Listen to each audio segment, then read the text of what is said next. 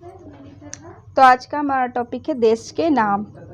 मतलब अतीत में देश के नाम किस तरह थे, या देश के नाम किस तरह से रखे गए। तो अपने देश के लिए, जैसे हम भारत में रह रहे हैं, तो भारत जैसे नामों का प्रयोग, भारत के लिए इंडिया और हिंदुस्तान जैसे नामों का प्रयोग किया जाता है। इंडिया शब्द इंडस से निकला है, जिसे संस्कृत में सिंधु कहते हैं।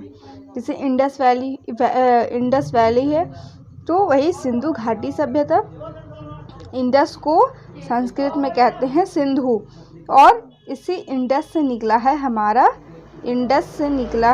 हमारा इंडिया।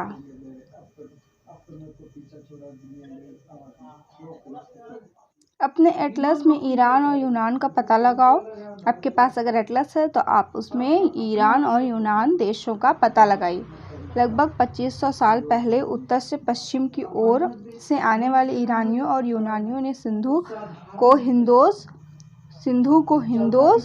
और इंदोस कहा, और इस नदी के पूर्व में स्थित भूमि प्रदेश को इंडिया कहा। जैसे सिंधु नदी जहाँ पे स्थित है, यहाँ पे सिंधु नदी है, तो ईरानियों और यूनानियों ने इसे हिंदोस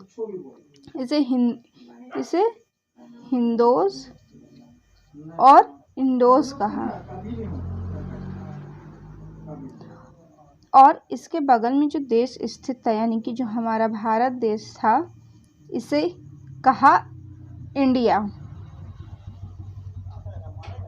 भारत जो उत्तर पश्चिम में रहने वाले लोगों का एक समूह था, तो इस समूह का उल्लेख संस्कृत के आरंभिक, यानी कि लगभग 3500 वर्ष पुरानी कृति ऋग्वेद में भी मिलता है। बाद में इसका प्रयोग देश के लिए होने लगा। भारत नाम का उपयोग, पहले भारत नाम था, लेकिन अब इसका नाम हो गया है भारत। क्या हो गया है इसका नाम? भारत। अतीत के बारे में कैसे जानें? अतीत की जानकारी हम कई तरह से प्राप्त कर सकते हैं। हम अतीत को बहुत तरीकों से जान सकते हैं। इनमें से एक तरीका होता है कि पुस्तकों में लिखी हुई चीज़ों को ढूंढना, या फिर लिखी गई अतीत में जिस तरह की किताबें लिखी गई हों उन सबको ढूंढना। ये पुस्तकें हाथ से लिखी होने के कारण पांडुलिपि कही जाती थी। सवाल ये भी होता है कि पांडुलिपि किसे कहते हैं? तो पांडुलिपि उसे कहते हैं, हाथ से लिखी जाने वाली पुस्तकों को पांडुलिपि कहते हैं। अंग्रेजी में पांडुलिपि के लिए प्रयुक्त होने वाला मैन्युस्क्रिप्ट शब्द लैटिन शब्द मेनु, जिसका अर्थ हाथ है, से निकला है। ये पांडुलिपियां प्रायः ताड़पत्रों, यानी कि जो ताड़ का पेड़ होता था, ताड़पत्रों अथवा हिमालय क्षेत्र में उगने वाले भृज नामक पेड़ की छाल से विशेष तरीके से भोजपत्र पर लिखा जाता था। यहाँ एक पांडुलिपि लिखी गई है, जो कि लिखी गई है भोज पेड़ की छाल पर। इतने वर्षों में, जैसे कि अतीत की जो ये किताबें होती थी, पांडुलिपियाँ जो होती थी, ये तो बहुत वर्ष पहले लिखी गई थी।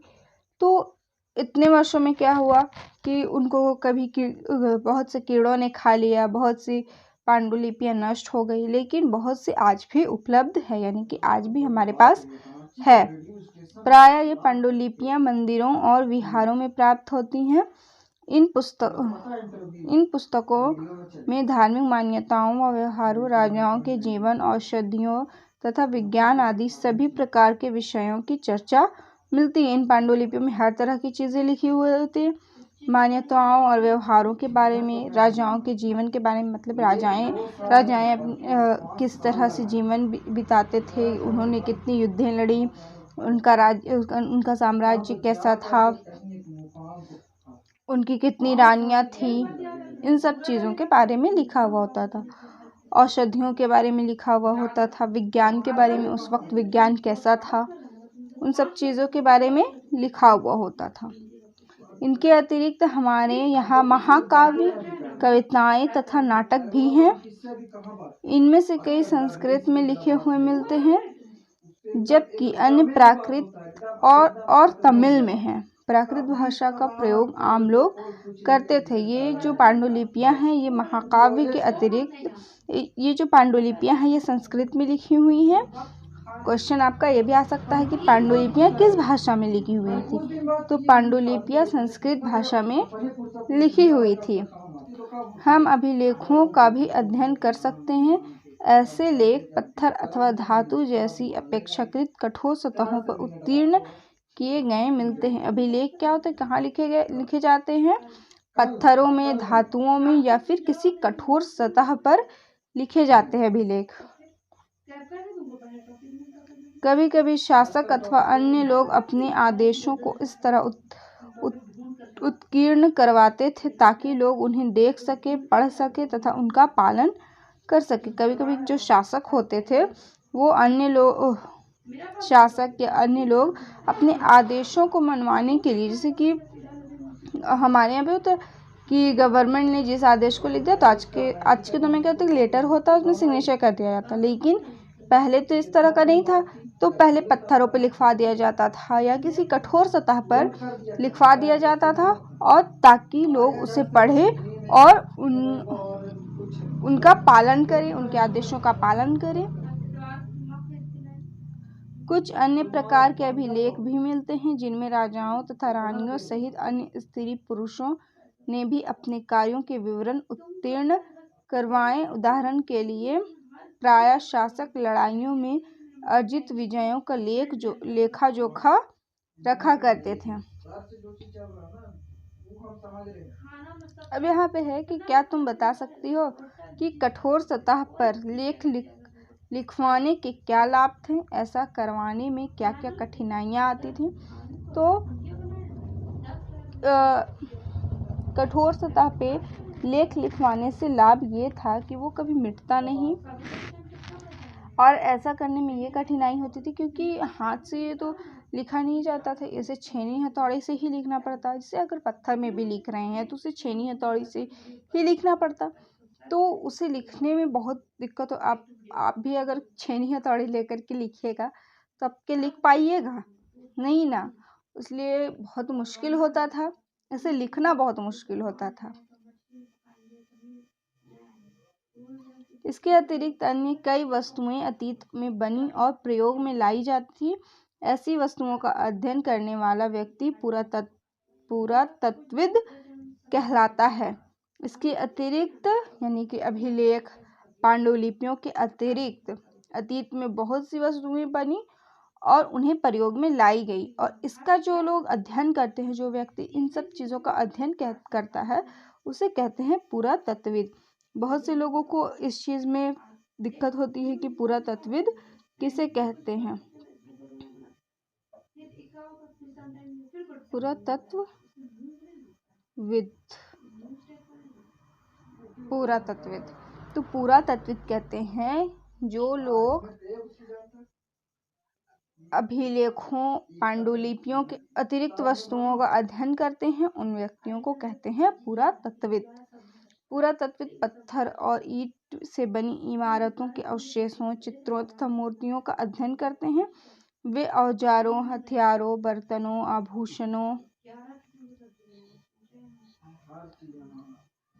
तथा सिक्कों की प्राप्ति के लिए छानबीन तथा खुदाई भी करते। पुरातत्वविद जो होते हैं वो आभूषणों के लिए, सिक्कों के लिए, कि पुराने ज़माने में किस तरह के सिक्के चलते थे। सोने के सिक्के थे तो उनका आकार कैसा था, वो त्रिभुजाकार थे, चौकोर थे, गोलाकार थे, किस आकार के थे। इन सब चीज़ों के लिए वो अतीत के प्राचीन काल में कैसी वस्तुएं थी, वस्तुओं को ढूंढने के लिए, बर्तनों के लिए कि अतीत में किस तरह के बर्तनों का उपयोग किया जाता था, खुदाई करवाते थे और उनकी छानबीन करते थे। इनमें से कुछ वस्तुएं पत्थर, पकी मिट्टी तथा कुछ धातु की बनी हो सकती है। ऐसे तत्व कठोर तथा जल्दी नष्ट न होने वाले होते हैं। पुरातत्वविद जानवरों, चिड़ियों तथा मछलियों की हड्डियां भी ढूंढते हैं। इससे उन्हें यह जानने में भी मदद मिलती है कि अतीत में लोग क्या खाते थे। वनस्पतियों के अवशेष बहुत मुश्किल से बच पाते हैं। जैसे वनस्पतियों का क्या होता है कि दबे उसके बाद वो सड़ने लगते हैं, तो इनका अवशेष बच पाना बहुत मुश्किल है। यदि अन्न के दाने अथवा लकड़ी के टुकड़े जल जाते हैं तो वे जले हुए रूप में बचे रहते, लेकिन अगर नहीं जले तो फिर वो नष्ट हो जाएंगे, वो मतलब सड़ जाएंगे। क्या पुरातत्वविदों को बहुधा कपड़ों के अवशेष मिलते होंगे? अब इसका जवाब आप लोग दीजिएगा कि क्या पुरातत्वविदों को बहुधा कपड़ों के अवशेष मिलते होंगे? पांडुलिपियों, अभिलेखों तथा पुरातत्व से ज्ञात जानकारियों के लिए इतिहासकार प्रायः स्रोत शब्द का प्रयोग करते हैं।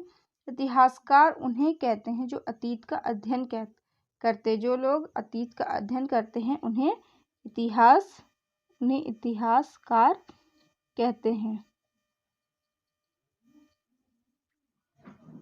स्रोत के प्राप्त होते ही अतीत के बारे में पढ़ना बहुत रोचक हो जाता है। जैसे हमें कोई चीज़ मिली, किसी चीज़ को ढूंढ रहे, उसका स्रोत मिल गया, तो उसके बारे में पढ़ना बहुत रोचक हो जाता है, बहुत इंटरेस्टिंग हो जाता है, क्योंकि इन स्रोतों की सहायता से हम धीरे धीरे अतीत का पुनर्निर्माण करते जाते हैं। अतः इतिहासकार तथा पुरातत्वविद उन जासूसों की तरह है जो इन सभी स्रोतों का प्रयोग सुराग के रूप में कर अतीत को जानने का प्रयास करते हैं।